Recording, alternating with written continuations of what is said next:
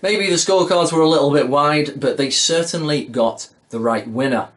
Vasyl Lomachenko outpoints Luke Campbell over 12 rounds to pick up the vacant WBC lightweight strap to go along with his WBA and WBO ones. Now, where the Englishman basically proved me wrong is that I thought Lomachenko was going to be able to take the play away with his amazing technical ability and athleticism pretty much whenever he chose. He was going to always have his initial just little look at the opponent in the first round, but then I thought he'd just go through the gears as he pleased and probably stop a game Campbell in the later rounds. Now, he did come close to stopping him on a couple of occasions. But the real difference here is that Campbell, with his naturally longer arms, being a longer fighter, he was actually able to really utilise those advantages and keep Lomachenko in something of a tactical quandary. It was a lot more of a stop and start matrix than we've seen. You could say that Campbell didn't really get lost in the matrix this time. He was able to really keep him at a certain distance to doubt himself. We didn't see those quick inroads, and we didn't see that classic quarter circle he usually does to then blindside you with the left hand, as Campbell was keeping the distance and had his left hand cocked. Campbell landed a few good body shots. He may have even stunned Lomachenko at one point, and he deserves a lot of kudos to recompose himself after being hurt around round 4 and continue to be a tactical pest in this fight. He did really well. When this happens to a fighter who's as lauded as Lomachenko is, you're getting a lot of silliness of people just going, oh, he's the greatest fighter I've ever seen. You just hear a lot of things like these. People just like hyperbole, people get sucked into it. He is amazing, but, you know, let's just take it one step at a time. But sometimes when you get people given a bit of trouble, then they go completely the other way and they say, oh, this guy sucks. Look, he was given a bit of trouble by this guy. But really, when you look at it, Lomachenko was not hit very much, was he? He was barely marked. He was pretty much in control most of the times. I mean, Campbell maybe...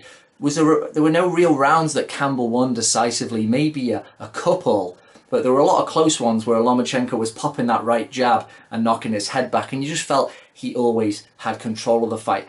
And not just tactically either. One of Lomachenko's weapons is just purely his fitness, because he is so well conditioned and he's always hounding you and making you think and burning up mental energy for 12 rounds. It gets really hard to deal with.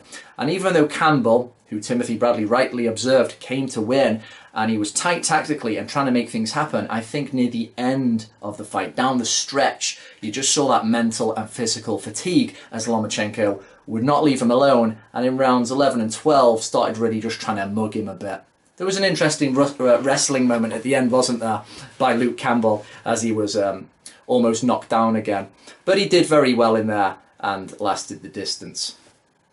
Now, Lomachenko's future, he wants to become undisputed lightweight champion. That's really good, you know, in this day and age where belts are really hard to unify. He's going to be looking for the winner of Richard Comey against Teofimo Lopez, is it? That guy who's been talking smack about Lomachenko. Lomachenko actually said he'd prefer to fight Lopez, I think probably for that reason, but I think he favours Comey to defend his IBF strap.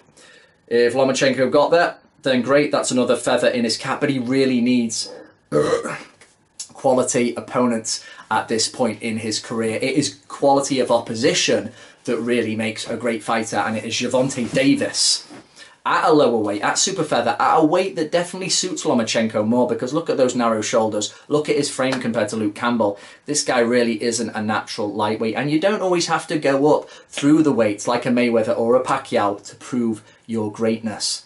Lomachenko is better around super feather, and I really hope he can fight Gervonta Davis, ideally next year.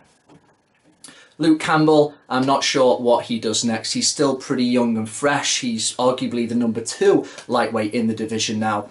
But when you build yourself up so much to fight such a really quality fighter like Lomachenko and you don't win, it is going to be harder to get yourself up to fight a lesser champion.